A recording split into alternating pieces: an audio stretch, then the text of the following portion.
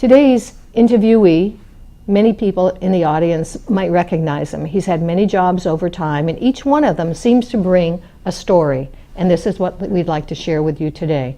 So, Mr. Kenneson, Guy Kenneson, thank you for joining us. Nice to be here. This is a little treat for us, but because if I go back about 55 years, I was probably the one that was being asked questions, as he was our junior high teacher in Plymouth. We're reversing it now. I get to ask the questions, and we don't know what's going to happen. So let's begin if we can. We'd like the audience to get to know you a little bit, Guy. So the first ones are easy, I think. Share with us your full name. Guy Donald Kenneson. And is that a namesake name? My grandfather was Guy Albert. My father was Donald Guy, and I'm Guy Donald. All right. Do I dare ask how old you were born? Or can I say this, in what year were you born, or how old are you? I was born in 1938. That's good enough for the audience, I think. I think we're okay on that one. And your mom and dad, who were they? They're two names. Since I asked about dad a little bit, can we go with mom as well? Well, my mother, Muriel, of course, grew up in Rumney, and she was librarian there for 40 years. And my father, Donald, he was a selectman there for more than 20 years. Wow. And I think one of the things about the two of them would be that if you walked up into the library in Rumney, on the left side, you would see a granite seat, and it says Muriel B. Kenneson. And on the other side, there's another granite seat, and it says Donald G. Kenneson. So it's pretty special to me. I would say it was pretty special if people felt this was appropriate and important to do. It certainly was. Very nice. Are you an only child? No, I have a sister, Gail, Okay. who just retired from Plymouth State. She's 14 years younger. 14 years younger. Yes. So when we were growing up, she was on the farm. She seems like always underfoot for me. Nice lady. All right then. And you are married? Yes. My wife Carol's from Manchester. We've been married, well, it'll be 57 years in June. And she, of course, was the Water and Sewer District Director here for 27 years in Plymouth. Wow, wow. Is she currently employed? Yes, she works for my daughter. Are you working now? I'm just thinking you're not working and she's working. That's right, she's working, I'm not. I'm kidding. All right, I'm sorry on that. Go ahead. No, my daughter is part owner of an accounting outfit in Concord, and my son is part owner in a captive insurance agency, and he travels all over the world. Wow. And he lives in Burlington, Vermont, and my daughter lives in Goffstown. It's still within a distance, which is really nice to have your children yes. close. That's Yeah. great. Where were you born, Guy? I was born in Franklin Hospital. Started up on the hill in Hebron in a little camp, and then within a couple of years we moved to a farm on Quincy Road, and then we moved to another place in Romney Village. And then when I was probably 7 or 8, we moved up on the farm off from Stone Hill Road in Romney. And we had a large chicken farm. I don't know what large means. Can you estimate? Probably, I don't know, 6,000 to 8,000 chickens. And we raised hatching eggs.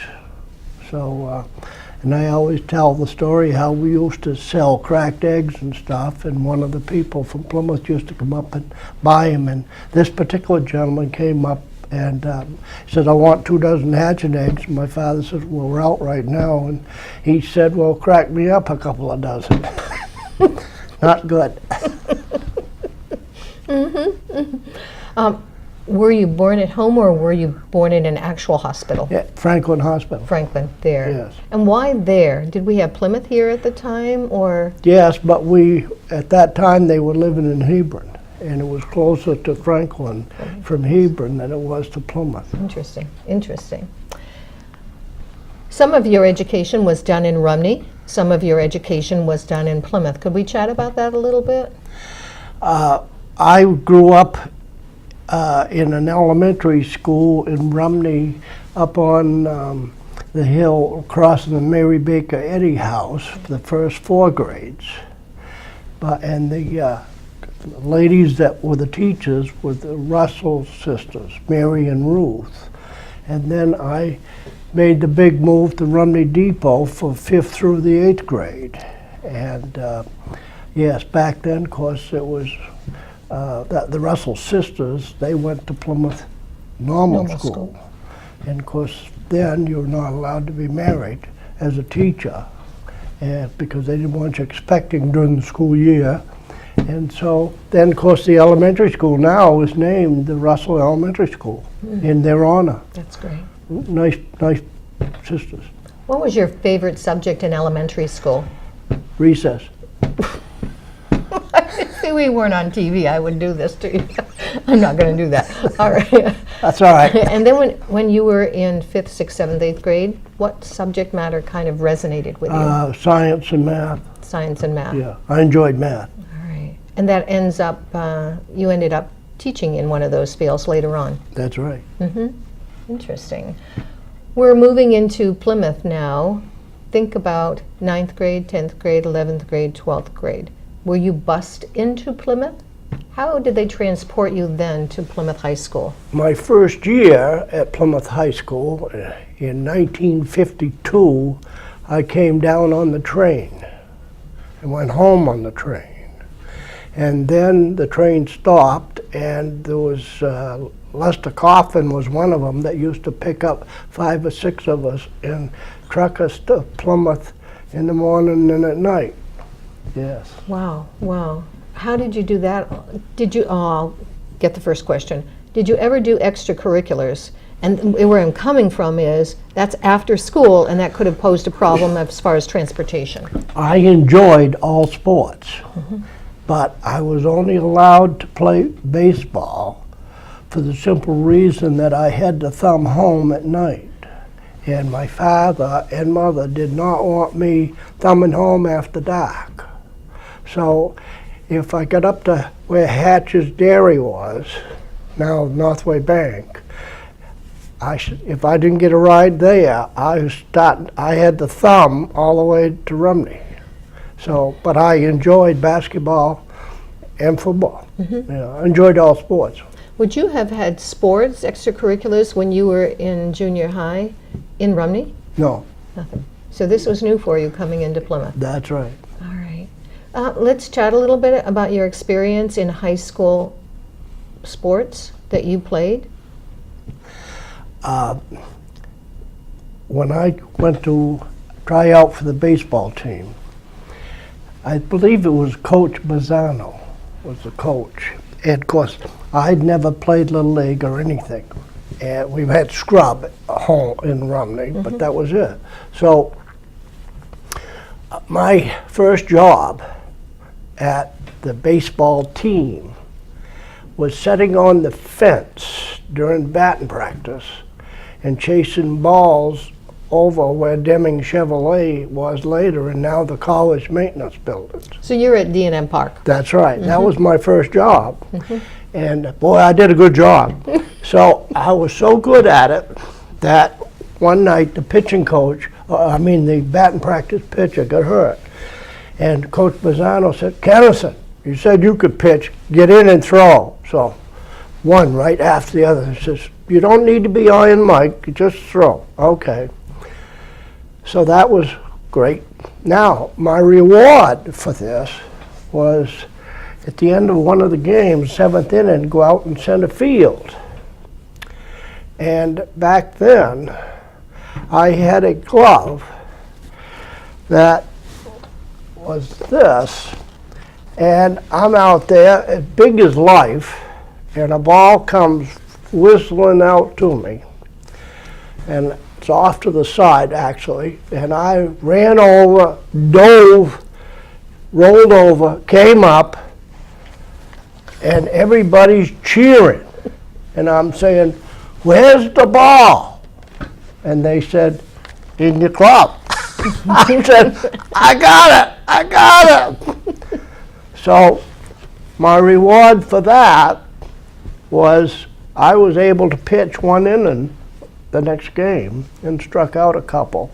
And the rest is in the history books. But yeah, that's how I started, sitting on the fence chasing foul balls. When the baseball team played, who would be some of their opponents? Lincoln, Ashland, Meredith, Tilton, Northfield. Pretty close to home. Yeah. And one thing I should say is that sitting on the fence, chasing foul balls, about the third night I said to my father, I said, this job's awful. I said, I'm going to quit. He said, if you quit now, you'll always be a quitter. So I said, okay, here we go. And you made it through the season. Yes, I did. Yes, I did. You learned a lot from your father then. Yes, oh, no question. Yeah. What was Plymouth High School like then? Some of the teachers. Who was your principal? Mr. Zulius. Mr. Zulius. Yes. All right. All right. Bruce Chanel was the French teacher. Okay. Bruce Ryan taught driver training. And for me, he would have been our guidance counselor. That's right. Let's see. Would you have had somebody similar to mine? It would have been Mrs. Frazier. Was she Mrs. there? Frazier, yes, and when she said jump, you said how high on the way up, or can I come down yet? Oh, yes. Who was your best friend during high school? Many. I enjoyed people. Yes. That's obvious. I enjoyed people. Good. Yeah. And then after high school, did you go into the service? Did you go to the university for extra schooling? When I graduated from, after college, it was in between conflicts overseas, and they needed teachers in the worst way, and so I got a 2S student deferment to start teaching, and I started teaching at Haverhill Academy in Haverhill, New Hampshire. So that was your first teaching position. That's right, $3,800, and I bought a brand new Chevy Impala that summer for $3,400, and wow, I'm off and running, I thought. How long did you stay at Haverhill? 2 years. And the chairman of the school board in Plymouth, was a person by the name of Coach John Foley, and he was looking for a math and science teacher and a varsity baseball coach, and guess what? I got the job. So you have known him for decades. Yes. What capacity did you work with him? I played for him, of course, and that would have been baseball. that's right, just baseball. And then, of course, when I went back to coach, he was no longer there, and coach with Dennis McManus.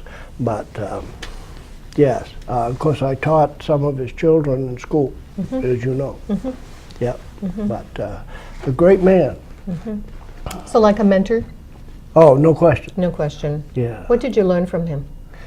Well, of course, one of the stories that I always tell was that my senior year, we were playing some team in Connecticut, and I had gone 10 innings as a pitcher, and I came off, and he said, "How you feeling?" I said, "I'm a little tired." And he was a big man. He looked down at me and he said, "Are you a man or a mouse?" Well, I said to myself, "Give me the ball." We went 15 innings. I struck out 25. Another classmate of mine, Mike Walsh, who been at Plymouth, he got a triple and we won 4-3. And I came off and he put his arm around me and he said, "Heck of a job." And I melted. Mr. Foley put his arm around you. Coach Foley. I melted. So like a father. Yeah. Oh, yeah. Yeah, that's great. Great story. Great story. So, you know, between my father saying to me, "You quit now and you'll always be a quitter," and then Coach Foley saying, "You're a man or a mouse," no such thing as failure, as long as you continue to try. And I always feel I can build a better mousetrap. Oh yeah, I'm missing. Oh, I hope that's not on tape. Let's go back to when you graduated from high school. You're at the college, Plymouth State College at that time. Plymouth Teachers. Teachers, you're teachers. Yeah. Oh my goodness gracious, that's really exciting. Yeah, Plymouth Teachers. What years were they? Plymouth Teachers, of course, I think they at Plymouth Normal School stopped in the late 40s. 39, And so correct. I was there from 56 through 60. 60. Yeah. That's right. That's right. What was your major? Or did they have have majors I then? was a phys ed major and a minor in science and math, 2 minors, and a major in phys ed. So you ended up teaching in the sciences and math later on. That's right. So where were some of your public school teaching positions? We have Haverhill as your first one, correct? Right. Then we went to Plymouth Junior High, and then I became principal at Holderness Central. Okay. Wow. How many years spans are we talking 10 about? years. 10-year span. Yep. And as I said to you earlier, there are now students probably around the world that are watching this interview saying, "I had him as a teacher. I had him as a principal." Yes. And they made it in spite of me. Let's see, some of the teachers that you can remember. We asked about elementary school, we asked about high school. Are there any teachers, that would include John Foley, at the college that you can remember? Maybe it's because of the course, or maybe it's because of the person. Putting you on the spot, so. Yeah, none come up. I had many friends at the college and the high school teachers, but yeah, Mrs. Clay, she was the principal of the junior high. I didn't Mac Bounds, he was in the elementary school, and now one of his sons is a principal at Thornton. Is it? Yeah, Thornton? sure. So, yes, I came from a very strict school. I mean, a very strict home, obviously, and it was no sir, yes sir, and so forth. And So you probably didn't have any problems when you went through school? You can tell us on TV. no, because I always would say, he did it, I didn't do it. Oh, you're one of those, huh? During the war, I think you had mentioned to me once in the past that you had uncles that served? Yes. Uncle Wayne and Uncle Russell both served in the Second World War. Uncle Russell was at Middlebury and then got on at left school at Middlebury to serve. He was caught at Pearl Harbor. And Uncle Wayne lied about his age to get into the service to serve. And he was a medic. And back then, medics were not allowed to carry a sidearm. And he got wounded, went into hospital in Germany, and then died, but went back out, got shot, and died out there.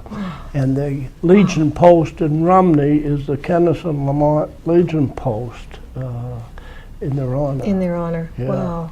So, That's a major sacrifice. yes, Yes. pretty special to me. And what relation, are they younger or older than Dad?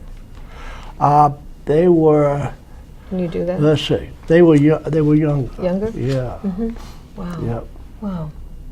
And You've had a myriad of jobs over time, and we just talked about being a teacher. And did you coach when you were teaching at the junior high level or the high school level? When I was at the junior high level, I coached the varsity at the high school in baseball. Okay. And then Mike Walsh came in afterwards and took my place. But yes, I coached there. And then I went on, and then Tom Underwood came in, and I worked with Tom for a while. And then at the same time, Dennis McManus came in at the college because John Bagonzi left, and I took over with Dennis. I was the pitching coach for 25 years. So you might say I've had probably 60 years involved in coaching. Wow. Yeah. Wow. Just think of the hundreds of students that you worked with. Yes. Yeah. Any stand out? I mean, they all stand out. I've had several that have gone on to the minor leagues. Wow. But what's kind of ironic is that we would put on a clinic at the field house or at the high school, and there'd be young children, 8, 10, 12 years old, and I would tell them, I'd say, this is a game of failure. Now you can imagine a young boy saying, what? I'm not playing baseball if it's a failure.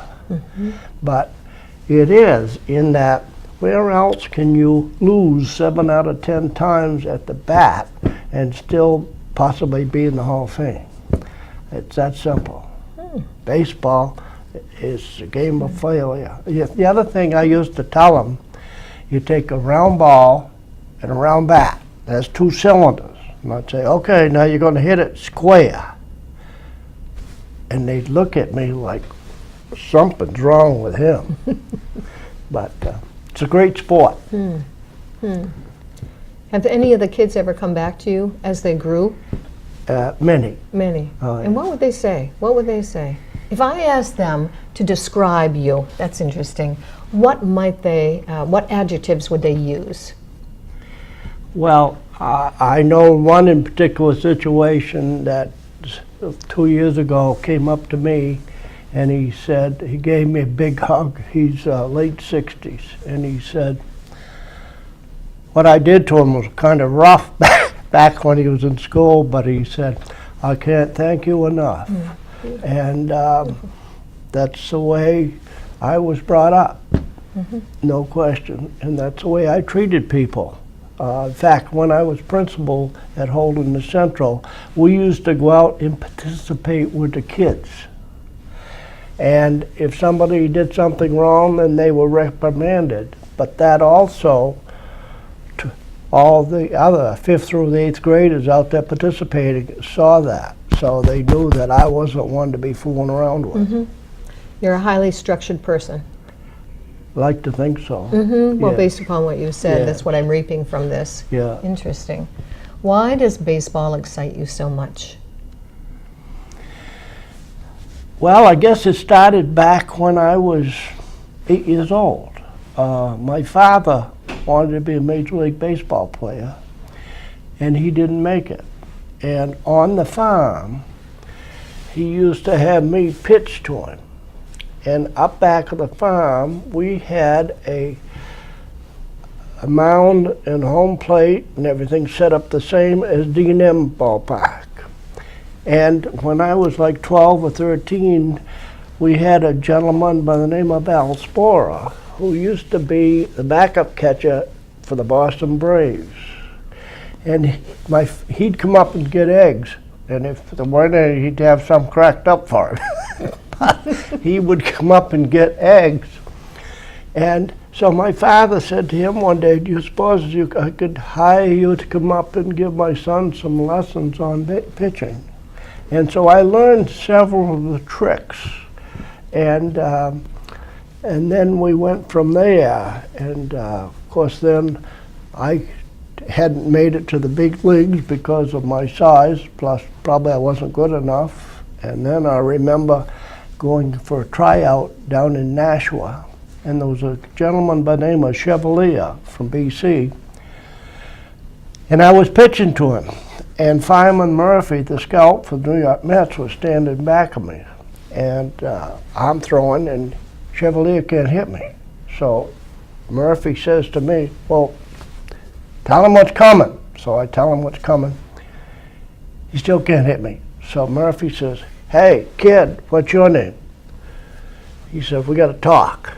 So when I came out, they offered me a Class D, which was the lowest then, Class D contract, $500 a month, room and board at Elmira, New York. What year was this? This was 1962. So I can put the $500 in perspective. And I had just signed a contract at Plymouth Junior High, and had just got married. So I had a friend that had tried it, and he said, Guy, if they don't offer you a bonus, don't go, because you'll be just another number. So I'll never know. But baseball, I've traveled all over the country with baseball. And of course, we had a team here in Plymouth that went out to Wichita, and I was one of them. And who were some of the members of that? Well, Mike Mayhew, no, not Mike Mayhew, Mike Hartman, his father, Dr. Hartman, the Hartman building now. Bobby Moulton, probably one of the top 5 hitters I ever played with or against. Skip Garnon, Garnon Sporting Goods.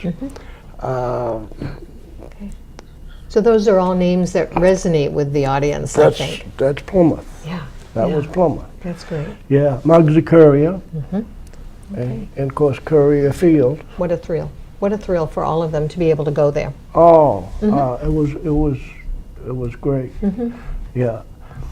So, In reference to Plymouth State College, the years that you coached with Dennis McManus, is there a story or two that you're comfortable sharing? You can pass. That's a lot of years to coach. Several good stories. I always enjoyed watching the boys after graduation and go on and then come back to see us in the fall at alumni game. And it was so many of them and good people. In fact, a couple of them I helped get jobs after graduated, as long as they kept their nose clean and so forth. And yes. How do you help? Is that writing a recommendation, or is that you know some people in the Both. job world? Okay. Yeah, both. That sounds great. That sounds great. Interesting. So if I said to you, teaching, give me a word or two. If I said teaching, the years that you spent in teaching, something that described how satisfied you were, or something that just comes at you. Back then, we taught differently than it appears to today, in that we taught the basics. And back then there was more families involved in education than it appears to be today. A mother and father, and we would invite them into school. For example, over to Holden Central, doors weren't locked, nothing. Anybody was welcome to come in anytime, come into the office. I'd take them around, show them this, that, and so forth. Very open. But I even used to get on the school bus and take a trip where out around Little Squam, this, that, where Lenny Hunt picked up the kids, so that if a parent called in and said, "Did you know what happened in a certain place?" Yes, I do, because I was there. And I enjoyed the children, no question. In fact, one particular incident, this gentleman now has a mail route in the area, nice man, and he lived on Seven Pines Road. And he would come over in the morning, and this particular morning, Mr. Courier, another Mr. Courier, had polished the floor. And I walk out of the office and his footprints down the hall of water. So, so I follow the footprints, and it goes into the 5th grade room. And of course I open the door and keep going, even though they got a class going, because I'm the principal. And I found the gentleman sitting in a chair. So I said to the gentleman, I will see you after school. Okay? And I left. So after school, he and I took a little trip out beyond the baseball field. And he proceeded to tell me that one of the people between where he lived and the school used to give him 25 or 50 cents for heads of suckers for the garden. So on the way to school in the morning, he would get into this brook and see if he could find some suckers, because he wanted a few bucks. And this gentleman today has done very well, and he pleases me to no end. But So if he's in the audience, he ought to call us right now. No, I'm kidding. no, he's busy. Okay. He's busy. Oh, that's interesting. That is interesting. From teaching and coaching, being an administrator or principal, you went on and changed professions. Yes. For how many years were you involved with the Chamber of Commerce? 25. 25. And did you start at the local level? No, the U.S. Chamber, see, is right out of D.C. And it's across the street from the White House. And my job was to cover the Northeast. Try to educate them as to what was going on and how it might affect them and so forth. And of course, having been a former logger, it was kind of interesting to watch me go around. I dealt quite a little with the timber industry. And one example was I was up in Dalton and pulled in. Of course, here I am dressed up with a suit, briefcase, the whole works. You know, I'm from D.C. and this gentleman walks up to me because, you know, being a logger, he'd done something wrong, he figured, and he had 2 sons there with him in their 20s. And I told him who I wanted. I needed a few minutes of his time, and so he turned to the 2 kids and he said, "This guy says he's from D.C. and he says he used to be a logger." He says, "Watch this." So he turns to me and he said, "Do you take the rakers down more for softwood or hardwood?" And he turns to his 2 sons and kind of winks. 10 minutes later, he said, "Okay, we'll talk." Because I just couldn't have done what I had done, but I did do it. And if another time I spoke to the New Hampshire Farm Bureau, and the gentleman that was the head of it then lived in Amherst and was a big maple sugar grower. And they took me into this room to meet him. Of course, here's my card, Senior Representative, Washington, D.C., so this old-timer knows that this got to be a stuffed shirt. And they introduced me, and I said, "Hi, Mr. So-and-so." I said, "Old farm boy from Rumney." Oh, that's all it took. So we go out to have the meeting, and they introduced me, and the president of the New Hampshire Farm Bureau at that point was sitting in the front row. So I tell what had just happened with he and I in the room, and I said, "Look at that." I said, "I haven't even started yet, and here's the president of your group crying." And so it was, but I was able to meet a lot of people with the U.S. Chamber, traveled all over the Northeast, and great experience, great experience. There's got to be a story about you becoming a logger. How did that come to be?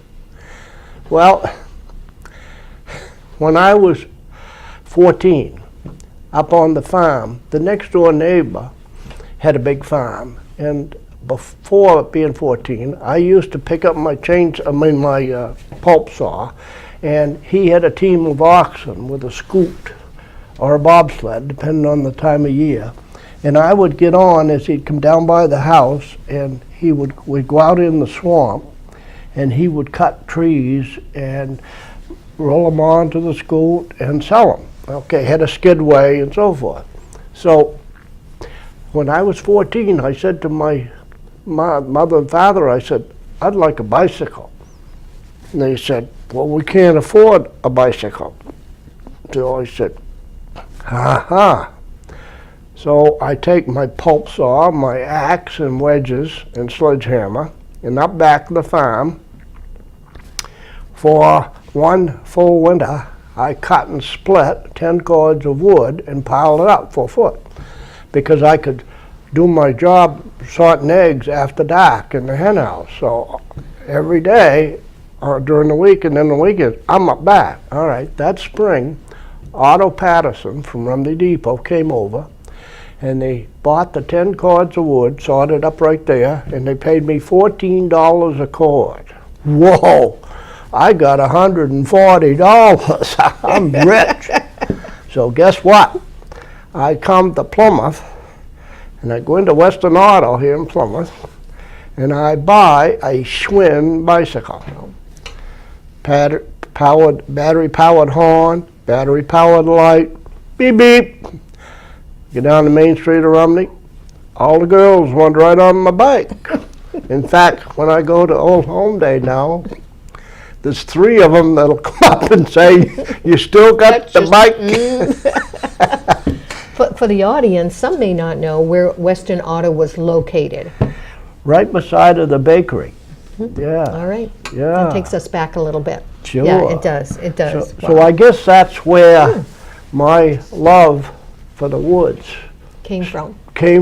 No question. Wow. And I'm Wow. still doing the same thing. I don't have a bike though. Right. You're still working. Oh yes. How many days a week? 7. 7 Well, days I'm a up week. there 7 days a week. We own a piece of property up there, and it's people love to come up and sit and visit. Yeah, and we tell stories, and That's what this is all about. somebody said you need to put up a sign here and say Guy's Wildlife Sanctuary. Admission, a story. Yeah, yeah, Yeah, because interesting.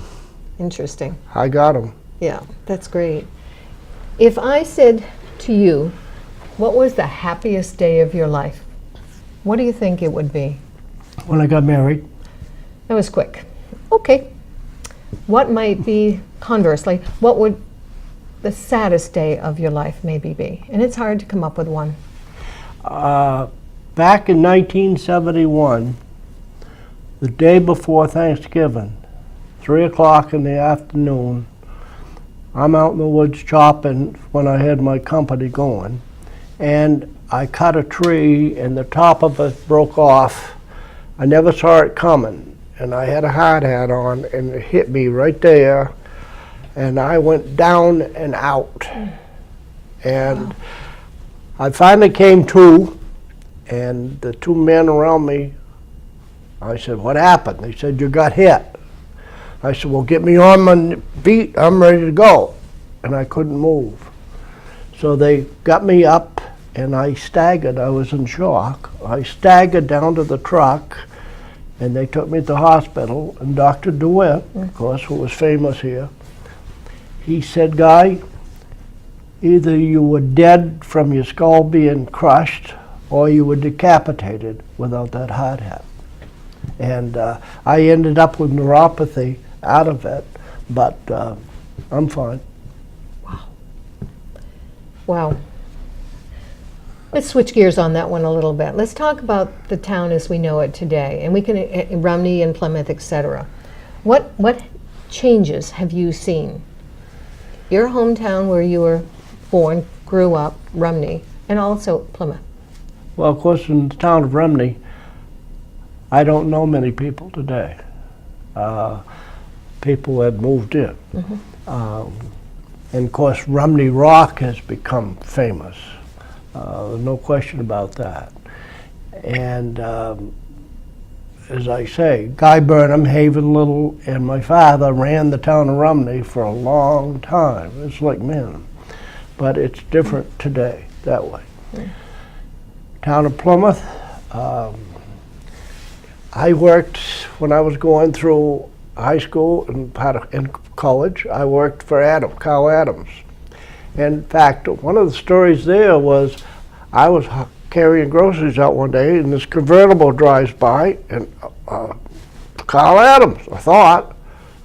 He was in the store a few minutes ago, packing groceries, and whoa, it's Carl Adams. So I asked somebody later, I said, what happened? Oh, he said, you didn't know he had a twin? I said, no, but I just saw him. Very nice man to work with. But you had Carl Adams for groceries, and you had Guardian Sporting Goods, Noise Insurance. That's right. The bakery, Fowley's Drugstore. No longer. Yep. What was the Plymouth Theater was Matt Kenneson. Very good. Ran the theater. Fauci's Diner. Oh, got it there. Everybody had to go to Fauci's. And then, of course, the other kind of a funny thing was where Northway Bank is now downtown. It used to be a diner there. And Clyde Booth owned the diner. And we used to call that Skiv Eyes. Skiv Eyes. Yeah. And the funny thing is that after we took the girls home back to the college, we'd say, well, we got to get on Skiv Eyes, have something. Well, then Clyde Booth decided to move the diner to Rumney, right on the corner, right near Hawkinson's. And the Skiv Eye wasn't the cleanest. So we'd go up after hours, and quite often one of the boys would get back of the counter and cook up hamburgers, cheeseburgers, and so forth. But it was famous. Go up to Skiv Eyes for something to eat. Can you remember how long they were there in the Plymouth site? Was it 10 years? Oh, it must have been at least that, probably more. Okay. Because Clyde Booth, his son, was Clyde Booth Jr. and Jimmy Booth. Both. Jimmy was in my class in high school, and Clyde was a year ahead of me. Good football player. Wow. Wow. Yeah. Okay. Yeah. With your friends, when you had extra time, if you ever had any extra time in high school or even college, what would you do? What was fun for you? I think you're going to say baseball was my love. What was fun? Something fun to do with your friends? Well, I used to hunt. I loved to hunt. Yeah. In fact, in the mid-'60s, I think it's probably number 2 or number 3 biggest deer in the state of New Hampshire, up under Mount Stinson. And we had a couple of beagles for rabbit dogs. See, on the farm, we were very self-sufficient. So the only thing we needed was flour, sugar, and salt. Other than that, we had it. We had pigs, we had cattle, we had everything. And so quite often I'd be in the woods doing firewood and stuff. I didn't used to travel much, but fun things, go to movies down here. Pretty much nose to the grindstone. I was just going to say, otherwise you had your dad ready to say something. That's right. So when I graduated from college, I didn't owe anything. But of course, I had lived on the farm, but I'd also worked all the time. And several of the guys that I worked with in Adams's went on. You know, Fletcher Adams, of course, was his son. Yep. J.J. Newberry's. J.J. Newberry's. That was there. It became the largest Newberry's. Mrs. Frazier's husband owned Frazier's Diner. Owns Frazier's Hardware. Yeah. We'll switch that one a little bit. Yes. Yeah.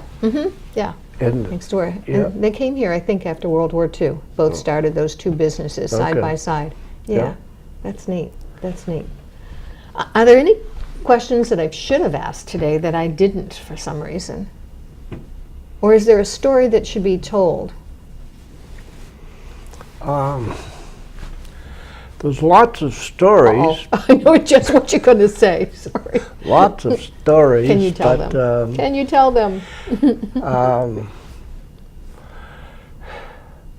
I don't know of,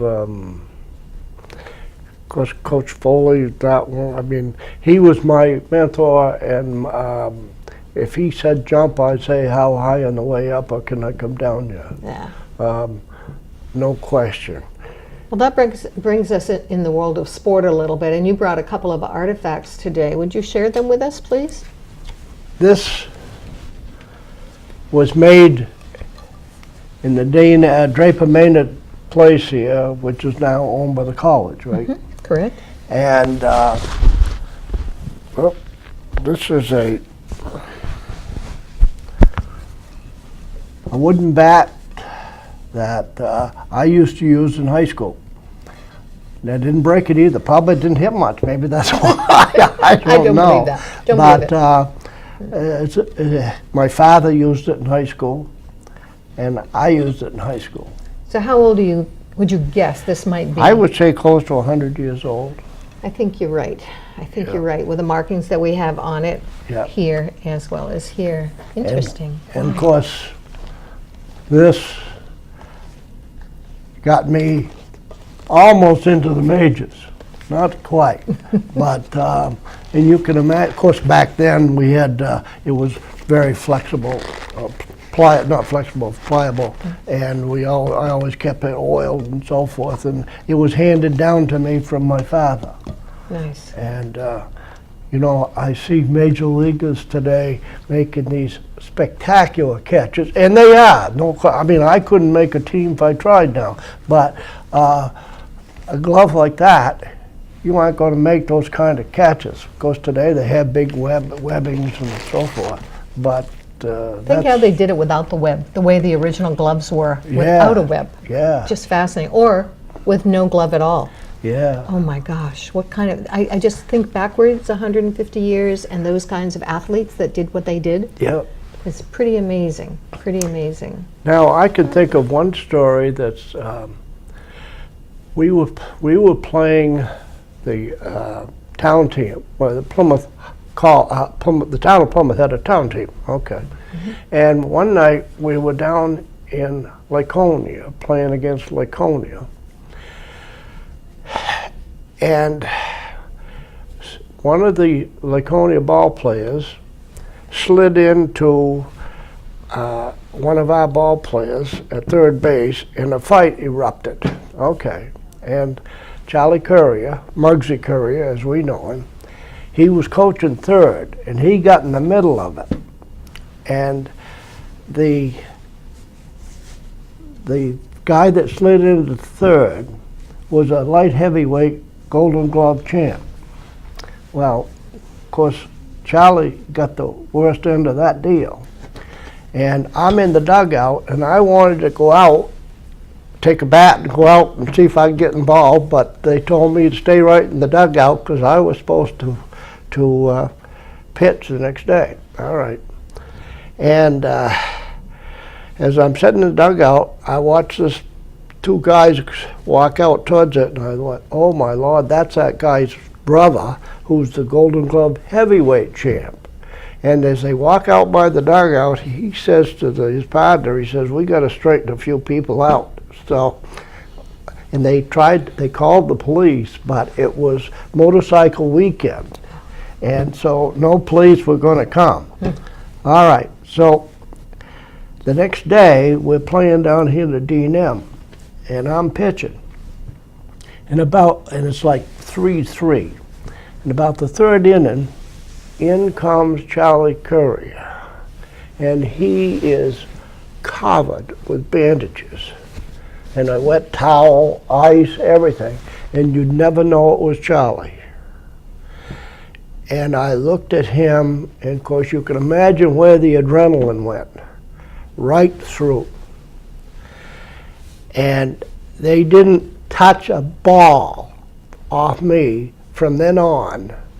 And one of the ball players, an old friend of mine, Dave Anderson, said, "Oh, we wish Charlie had never shown up because we won going away." But every time I'd look over and see him, let me at him. Give me the ball. But a lot of good memories in sports. Well, a lot of good memories in life too. Oh yeah. Yeah, but that has a special place in your heart. It's obvious. Yeah, no question. If we had a group of people around youth today, some young adults, they're all around you, 10, 20, 30, 40, because of your many years, many occupations, years of life, many occupations that you've held, with some great stories, what advice might you tell these people? Do what you enjoy, if possible. But I think that probably the first thing you need to know is you can't get too much education. And here's a good example of, I have 2 children that have done very well thanks to my wife, because I was on the road a lot of the time trying to earn a living. And she went back to school and she got an education. Now she's gets pretty close to a doctorate, but she works for my daughter as an accountant, a CPA type thing, at home on the computer, but she's got the education.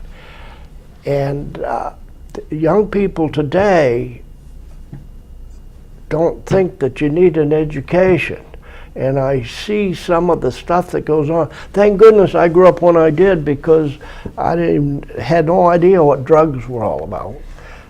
And today it's a different world that way. But you still have 2 arms and 2 legs. And I couldn't help but think, a little while ago, I had a gentleman come up to me in the woods to get wood with somebody else, and his arm was cut off here. And I watched him, he was probably in his 30s, and I watched him handle wood.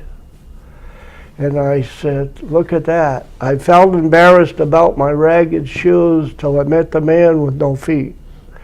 And there he was, and he had a smile on his face.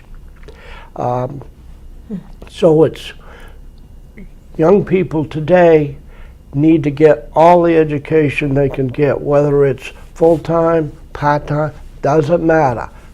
Do it. Good advice. Good advice. And I remember years ago watching a Korean boy playing classical music on the public television with his toes, because he didn't have arms. They'd lost. He's playing classical music with toes. I said, wow. Wow. Wow. Pretty amazing. Oh yeah. Pretty amazing. If you want to do it, do it. Do it. Yeah. Don't save it for later. Do it now if you can. And that's why I was not supposed to be a real big baseball player. But boy, just Bobby Shantz, I remember he became the Cy Young winner one year, and he was a little smaller than me. And I said, well, if he can do it, I can do it. There we go. And oh yeah, no such. I'll never forget being in Manchester one night pitching, and the umpire came after the game and he said, where in the dickens is Kenneson? And I said, over there. So he comes over to me, he said, I didn't know you threw a knuckleball. I said, I don't. Well, I know a knuckleball when I see one. I said, that's a palm ball. He said, what's a palm ball? Well, my fingers are too short for a knuckleball, but back when I had the Alspora, he taught me how to throw a palm ball. Has the same effect. And so he said, all right, now I know what a palm ball is. A little trick of the trade. That's right. There were a lot of tricks of the trade back then, you know. Some you can share and some you cannot share. Time is pretty much closed for us today. I think it was fun. I enjoyed it. I think the audience has as well. So thank you for your willingness to come in and share a little bit about your life, your background, your occupations, what means something to you. Those stories are valuable. Hopefully, your grandchildren, the great-grandchildren, will see this someday and say, that's my grandpa? That's my great-grandpa? I didn't know that about him. Because so many of us don't share. And I think that's part of the reason why we keep telling these stories, these memories. They should be shared. They should be shared. This is our third season. We're looking forward. This is 2019. We're looking forward to next year. We're already putting interviewees in line for next year. If you know somebody who would really enjoy sharing, please connect with us. We know Plymouth is an unusual community and yet a special community, having the university with us. We have seen places come and go over time. We have known people that have come and gone over time. And as I say to some of my people, I wish I had listened to my parents more and written down some of their stories. I wish I had written stories and put them on the backs of some of the photos that we have. Probably because of my age, I wish I had taped my mother and father and heard their voice every once in a while. Yeah. Those are the things that I think we regret. But today you gave us stories again. You made us go back in time and what was important to you throughout your life. So we thank you for it, sir. Being my junior high teacher, I loved reversing this role today. I loved it. Me asking the questions. And to think you made it in spite of me.